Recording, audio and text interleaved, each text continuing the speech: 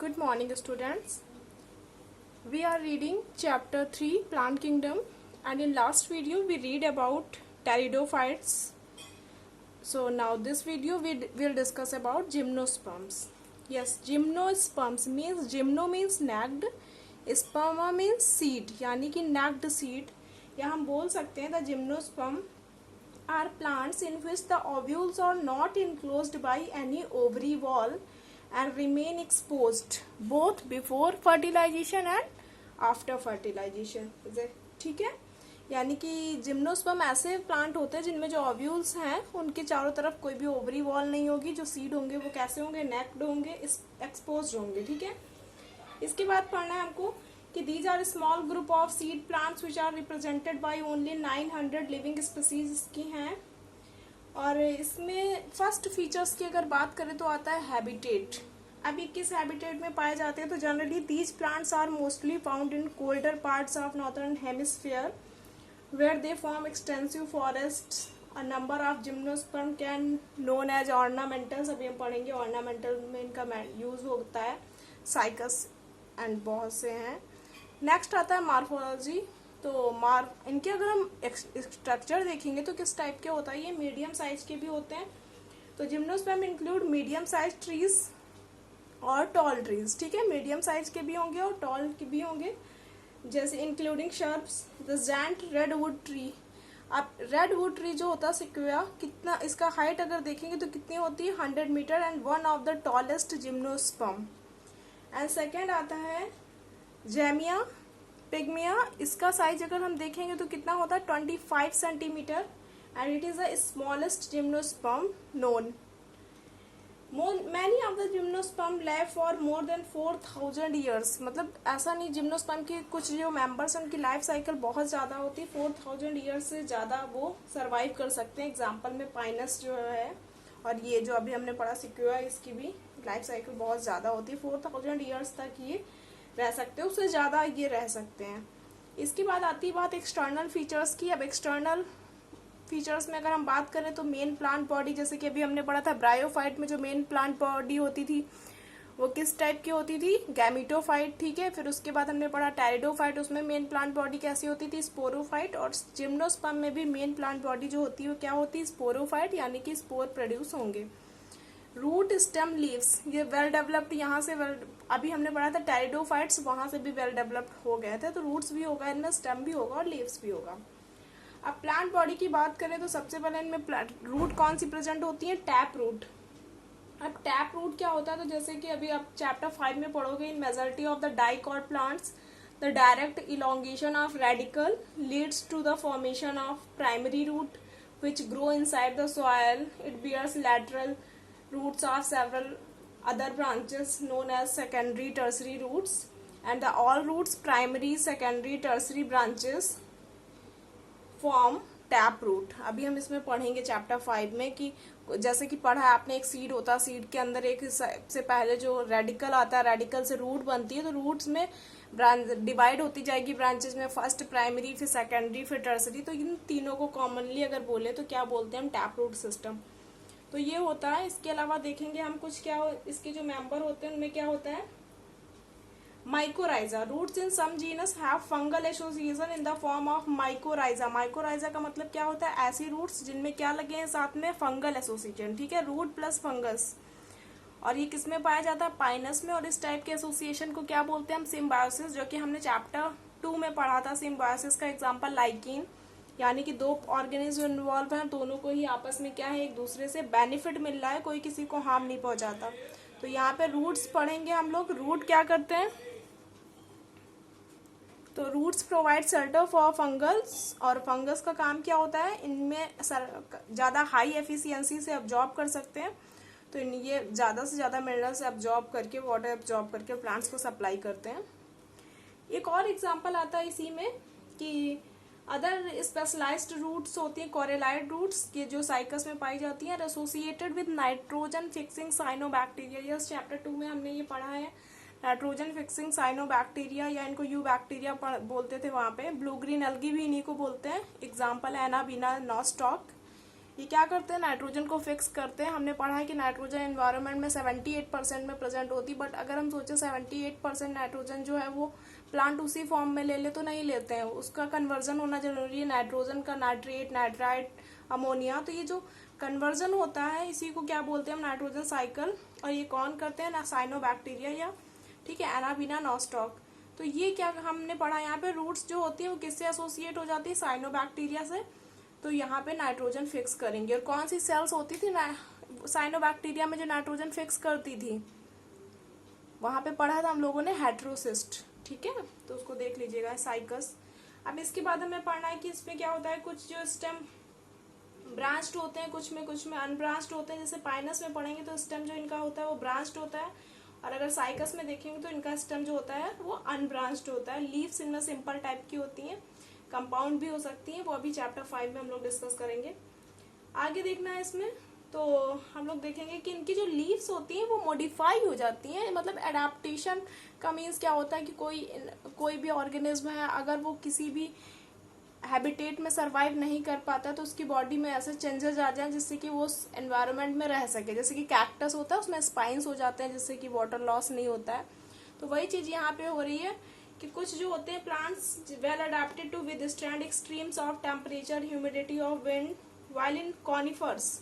नाम से ही लग रहा कॉनिफर्स ना, यानी कि इनकी जो बॉडी होगी वो कैसी होगी, ये जो प्लांट्स होंगे निडल लाइक स्ट्रक्चर। अब निडल लाइक स्ट्रक्चर है, इनमें क्या होता है, थिक क्यूटिकल होती है, और सेकेंड स्टोमेटा, यानी स्टोमेटा बहुत डीप में होता है। स्टोमेटा का काम क्या होता था, ट्रांसपोर्ट ऑफ गैस, और ये जो वाटर का ट्रांसपोर्ट है ये भी हो रहा है इन्हीं पोर्स के थ्रू। बट अगर स्टोमेटा डीप में है तो reduce the loss of water हम पढ़ सकते हैं यहाँ पे, तो आप लिख सकते हैं the thick cuticle and second stomata also help to reduce water loss. और ये जो निडल लाइक स्ट्रक्चर है तो स्नोफॉल से ये हेल्प करता है सरवाइव करने में। अगर निडल लाइक स्ट्रक्चर नहीं होगा तो हैवी स्नोफॉल से ये सब डिस्ट्रॉय हो जाएंगे प्लांट। अब इंटरनल फीचर्स की बात करें तो सबसे पहले आता है वैस्कुलर टिश्यू। तो इनमें वैस्कुलर टिश्यू वही दो टाइप के होते हैं, जाइलम और फ्लोएम। जाइलम की बात करें तो अभी आप पढ़ेंगे चैप्टर 6 में, जाइलम जो होता है वो 4 सेल्स का बना होता है, tracheids, vessels, xylem parenchyma, xylem fibre. But यहाँ पे अगर देखें तो जाइलम किसका बना होता है, ट्रैकिड्स का। इसमें वेसल्स जो होती है वो नहीं होती, बट एक इसमें है एक स्पीसीज जिसकी नैटम होती है, उसमें बस केवल वेसल्स होती है, बाकी किसी भी जिम्नोस्पर्म में वेसल्स नहीं पाई जाती। तो हम लिख सकते हैं कि जिम्नोस्पर्म्स लैक वेसल्स, ठीक है, ओनली इनमें ट्रैकिड्स पाई जाती हैं। अब फ्लोएम की बात अगर देखें तो फ्लोएम में क्या होता है, इसका ऑर्गेनाइजेशन सीव ट्यूब होती है, फ्लोएम में कंपेनियन सेल होती हैं, फ्लोएम पैरेन्काइमा होता है, फ्लोएम फाइबर होता है। बट इसमें अगर हम देखें तो सीव सेल्स होती है, ना कि सीव ट्यूब। और यहाँ पे भी कंपेनियन सेल्स जो होती हैं वो नहीं होती हैं, ठीक है। तो इसके बाद यहाँ पे हम देखेंगे आगे रिप्रोडक्शन इनमें। तो रिप्रोडक्शन के लिए इसमें हमें पढ़ना है कि the gymnosperm are heterosporous. Heterosporous का मतलब दे प्रोड्यूस हैप्लॉइड माइक्रोस्पोर्स और मेगास्पोर्स, ठीक है।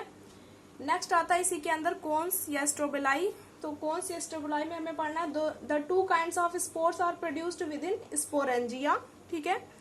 ये जो स्पोर्स है वो कहाँ प्रोड्यूस हो रहे हैं, sporangia and sporangia that are borne on sporophylls, ठीक है, which are arranged spirally along an axis to form compact strobili और cones, ठीक है।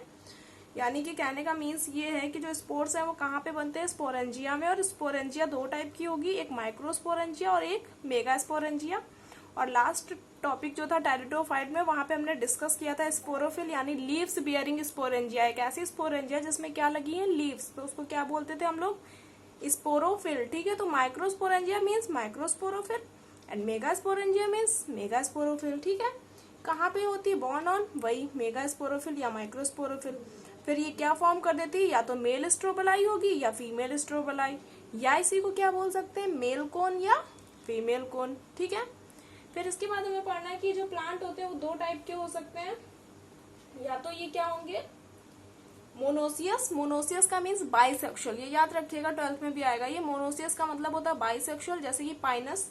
अब बाइसेक्सुअल तो आपको पता है, यानी स्टैमेन और जो कार्पेल है दोनों एक ही प्लांट में होंगे। और डायोसियस मीन्स यूनिसेक्सुअल, यानी कि आइदर स्टैमेन होगा या फिर कार्पेल होगा, दोनों एक साथ नहीं होंगे। इसका एग्जाम्पल क्या है, साइकस। नेक्स्ट टॉपिक है हमारा पॉलन ग्रेन्स। तो हम यहाँ पे देख सकते हैं कि पॉलन ग्रेन्स यानी माइक्रोस्पोरेंजिया है। माइक्रोस्पोरेंजिया के अंदर क्या होगा, माइक्रोस्पोर मदर सेल्स होंगी। वहां पर डिवीजन कौन सा होगा, मियोसिस यानी रिडक्शन डिवीजन। और जो बनेंगे वो क्या बनेंगे, पॉलन ग्रेन्स, ठीक है।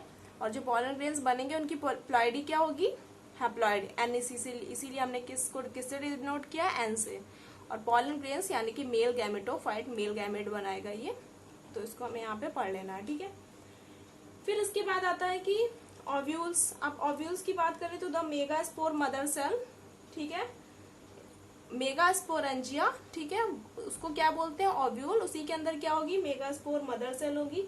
इस डिफरेंट ये फॉर्म करेगी, क्या फॉर्म करेगी, मेगास्पोरोफिल और फीमेल कोन और फीमेल स्ट्रोबलाई, इसको हमें यहाँ पे पढ़ लेना है। फिर आती है बात आर्चिगोनिया, यानी मेगास्पोर मदर सेल जो होती है उसमें क्या होता है, मियोटिक डिवीजन यानी मियोसिस होगी।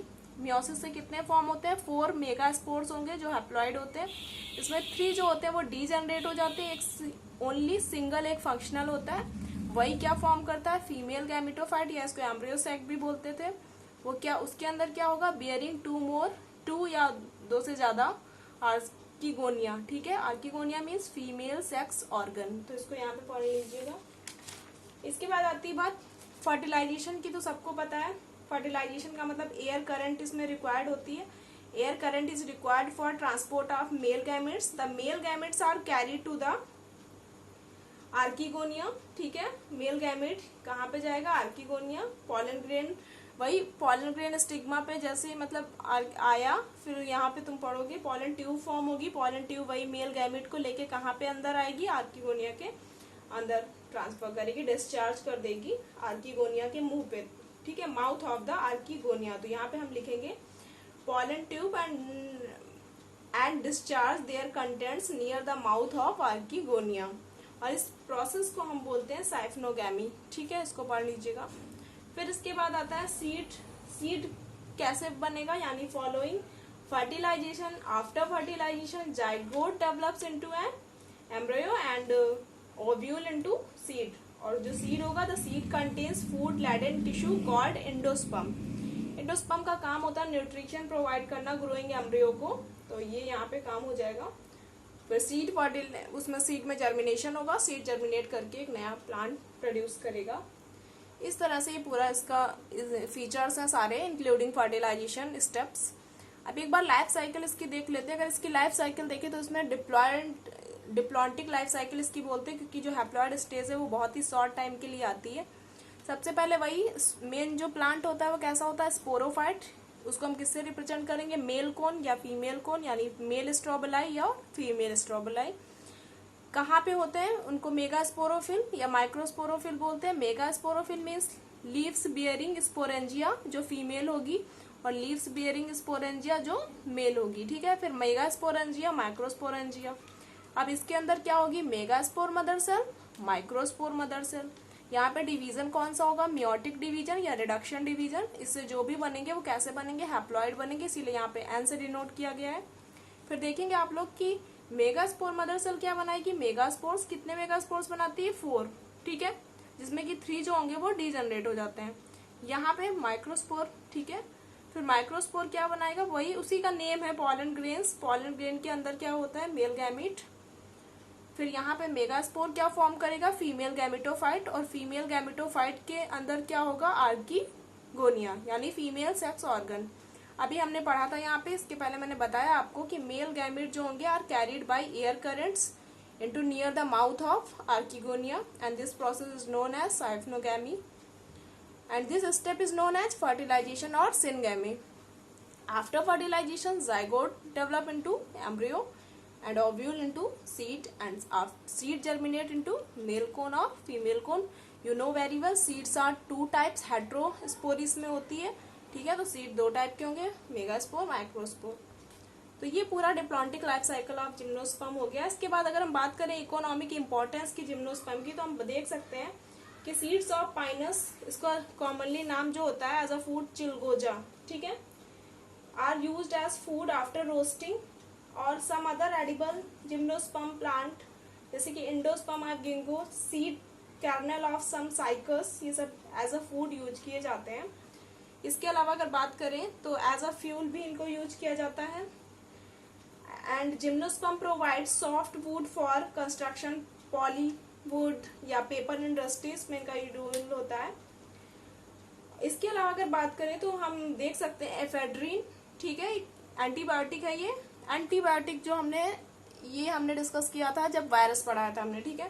तो एंटीबायोटिक जो है वो किससे मिलती है, कौन सी एंटीबायोटिक यहाँ पे मिलती है, एफेड्रीन। और ये कौन से प्लांट से, कौन से जिम्नोस्पर्म से मिलती है, एफेड्रा, ठीक है। तो इसको पढ़ लेना।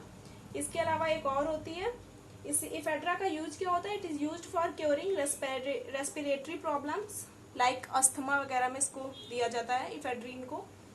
इसके अलावा देखेंगे taxol is an anti cancer drug obtain from Texas. तो ये इनका इकोनॉमिक इंपॉर्टेंस होता है। ओवरऑल लाइफ साइकिल इसमें हमने पढ़ा है, हैबिटेट्स, फर्टिलाइजेशन स्टेप्स, पूरी की पूरी लाइफ साइकिल जो है इसको अच्छे से आप पढ़ लीजिएगा। Thank you.